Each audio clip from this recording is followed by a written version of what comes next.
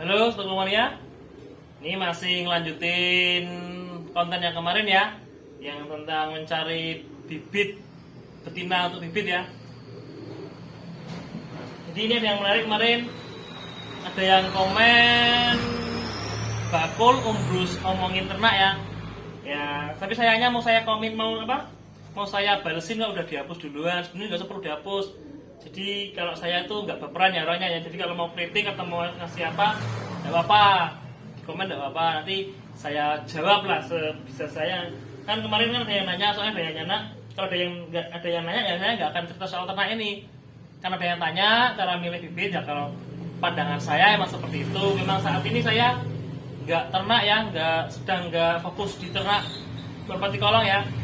Cuma kalau untuk masalah ternak itu dulu saya udah pernah sekitar tahun berapa ya, tahun 96 atau 97 itu saya saat itu ternaknya merpati itu ya, pos ya, racing, saya silangin dengan merpati biasa itu ya. Sistemnya juga sama kan, dulu saya juga pernah dikasih sama bapak saya itu, kalau bapak saya buku tentang merpati pos ya, jadi disitu sudah ada perkawinan silang atau crossbreeding, sudah ada perkawinan sendiri atau family atau inbreeding ya antara saudara, perkawinan line breeding. Ini sudah, kalau teorinya saya sudah baca komplit, terus saya juga pernah terapkan juga tahun itu. Waktu itu saya nyoba silangkan merpati racing ya dengan biasa. Jadi dulu itu waktu saya masih SMP kelas 2 atau kelas 3 kalau tidak salah, kelas 2. Jadi saya mulai pelihara SD kelas 6, kelas 1 saya dikasih buku itu sama bapak saya itu. Terus saya praktekin itu sistem perkawinan cross, terus line breed, inbreed tuh saya juga pernah nyoba juga. Kalau dulu saya nyobanya, jadi kalau dikaitkan dengan merpati kolong saat ini ya, jadi ada yang saya pahami itu ada sifat atau karakter ya, genetik yang insting yang diturunkan kepada keturunannya, tapi anatominya tidak. Tapi ada juga yang anatominya menurun tapi instingnya tidak. Jadi kalau dulu kan saya mainnya itu ya, karena masih nakal-nakalnya tuh ya, kalau punya merpati itu dijual maunya biar pulang gitu ya, mudah jualnya, terus yang beli juga cepet-cepetan mau buat main, terus ditunggu di rumah paling berapa hari itu pulang ya, seminggu 2 minggu pulang ya. Itu waktu dulu itu. Jadi saya nyilangnya itu dulu racing sama betina biasa itu, betina rumahan, hidungnya kecil-kecil tuh ya.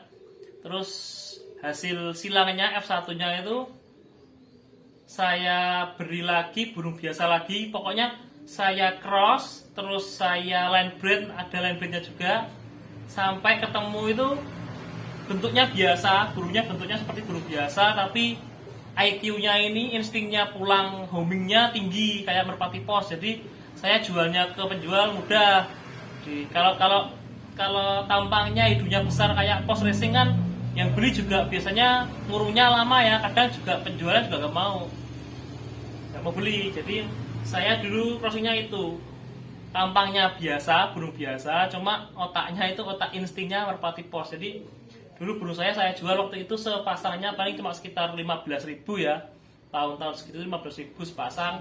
Bahkan ada yang saya borongkan di penjual Kartini itu, Pancakarya itu ya, hampir 40 burung itu pulang semua itu. Ada yang piyek-piyek pulang semua itu, padahal ya wajahnya udah gak kelihatan posnya, sudah kecil-kecil. Sama itu mas peternaknya Moncong Putih Semarang itu, Mas Klik tuh juga pernah itu, kalau ketemu bisa ditanyain tuh. Dulu waktu saya pertama kali kenal Mas Klik ya di situ ya, di Pasar Buja itu saya bawa merpati, saya lepas di situ, terus beliaunya ke rumah saya itu. Dulu sempat bawa kalau tidak 5 ekor 7 ekor itu, tapi tampaknya udah biasa-biasa, dan dilepas selama seminggu dan 2 minggu tuh pulang semua itu, pulang semua. Tanyain aja sama orangnya itu, mungkin masih inget tuh. Itu masa saya SMP itu, jadi tampaknya udah biasa tapi otaknya otak racing. Jadi latihannya dulu udah, kalau saya itu lar 8, lar 7 sudah lepasan weleri ya, weleri simpang 5 itu udah biasa, kali banteng. Itu untuk burung-burung yang bentuknya biasa, kalau buat saya waktu itu sangat super ya. Jadi burung saya yang saya jual tuh nggak ada yang nggak kembali, semuanya pulang. Habisnya itu burung hampir 100 tuh ya, hampir ratusan itu habisnya itu ditembakin orang di sawah sama kena racun tuh ya, habis dari sawah pulang udah mati sendiri, mungkin makan racun ya. Karena itu udah saking nggak kuatnya makan itu, saya udah nggak kuat ngasih makan waktu masih sekolah, uang jajannya nggak saya buat jajan, belikan jagung ternyata masih kurang ya. Jadi habisnya tuh di situ. Dan SMA saya juga udah mulai beralih, sudah mulai mikir ya, kok merpati saya jual pulang terus kok nakalmen ya itu ya. Jadi kasihan yang beli juga. Mulai SMA kelas 2 itu saya udah mulai main tinggian ya, tinggian rumahan itu. Saya dulu pernah crossing tuh tinggian ya, tinggian waktu ambil di Jogja itu sama apa? Balap. Terus sungut sama balap pernah juga, Jawa sungut sama balap itu hasilnya nggak sesuai ekspektasi ya. Jadi hasil crossing awalnya itu sangat parah menurut saya. Jadi bentuknya itu Jawa sungut, warnanya warna balap ampal kan dulu. Paceknya jantan itu Jawa sungut warna megan ya, terus paceknya betina ampal balap itu. Tapi keluar anaknya kebanyakan warna ampal, tapi wajahnya itu wajah Jawa sungut. Nah, gaya terbangnya itu udah parah sekali. Jadi burungnya nggak tinggi, turunnya nggak kencang, jadi kaku, turunnya nggak bagus, terbang nggak kencang, aduh parah, nggak tinggi, nggak kencang, nggak nembak, jadi bapang begini. Pegangannya kebanyakan kaku-kaku. Terus pernah juga dulu nyilangin kupu dengan tinggian rumahan itu juga pernah, tinggi-tinggi tapi pelan banget. Lalu apa lagi ya? Sering saya dulu eksperimen saya itu waktu mulai SMP itu udah sering beternak yang silang menyilang itu suka ya. Yang sukses menurut saya itu dulu posnya itu pos rumahan itu, pos yang karir tuh saya silang dengan Jawa sungut tuh udah tinggi bener itu. Tapi itu nggak bisa langsung ya, itu harus ada hitungan F1, F2, F3 nya tuh cucunya ditemukan dengan apa itu harus diperhatikan. Jadi kalau mungkin ada hubungan dengan Merticolosara ya, ada kemungkinannya.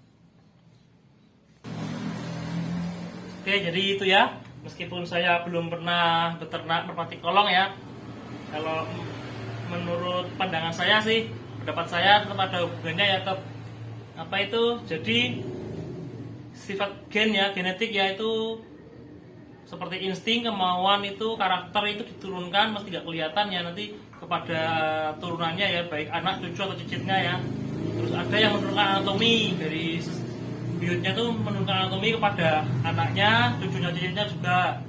Tapi belum tentu dengan genetiknya ya. Jadi makanya saya bilang itu tadi apa, minimal dari buyut ya, buyut bapak, buyut mbah bapak, anak, cucu, cici itu harus, kalau bisa tuh kita tahu ya, karakternya tahu, terus instingnya tahu. Jadi kita beternak itu arahnya lebih terarah gitu ya. Karena ya itu tadi, kalau selama saya dulu pernah menyilang-nyilangkan itu memang hasilnya karakter dan anatomi belum bisa dibaca ya. Ada yang menurunkan anatominya, ada yang menurunkan karakternya. Jadi tapi ada juga yang turun anatomi karakternya. Jadi kalau kita lebih jeli ya dalam beternak, pasti kita lebih bersabar ya. Tentunya bersabar, nanti kita akan mendapatkan hasil yang lebih mudah lah, lebih mudah dan sesuai yang kita inginkan untuk kita mainkan ya. Oke, mungkin sedikit ya itu ya tentang beternak ya. Memang saya ini cuma bakul, tapi karena saya yang kemarin tuh sebenarnya saya juga gak mau asal ngomong gini ya, tapi karena kemarin jadi ada yang tanya ya saya jawab lah ketahuan saya ya seperti itulah. Ternak itu ya kisi-kisinya ya, kalau menurut saya seperti itu. Dari teman-teman saya mengalami, terus saya juga lihat hasil-hasilnya. Kebetulan juga saya dulu pernah mengalami ya seperti itu ya, dalam menurunkan karakter. Kalau satu lagi, jadi kalau menurut saya, kalau untuk merpati ya lebih baik dihindari sistem inbreeding ya. Inbreeding lebih baik dihindari. Kalau line breeding mungkin masih bisa ya, tapi kalau inbreeding saya sudah pernah melakukan juga. Sebenarnya merpati kolong juga pernah.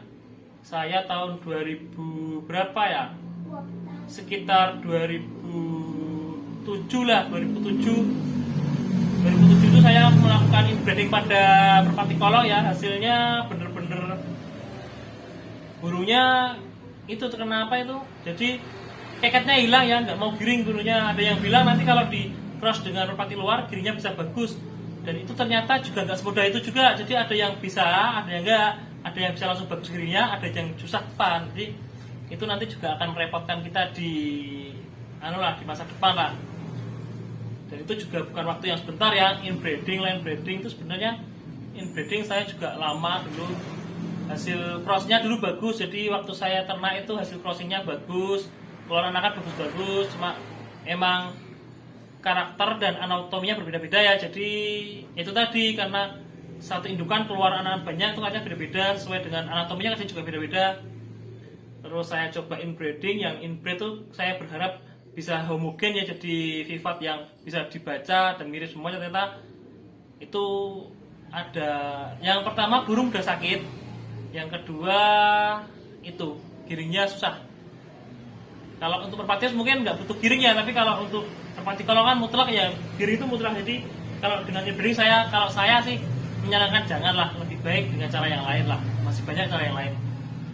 Oke, mungkin hanya itu sedikit dari saya. Salam hobi juta mat, salam spekulasi. Kita jumpa lagi di sesi berikutnya ya.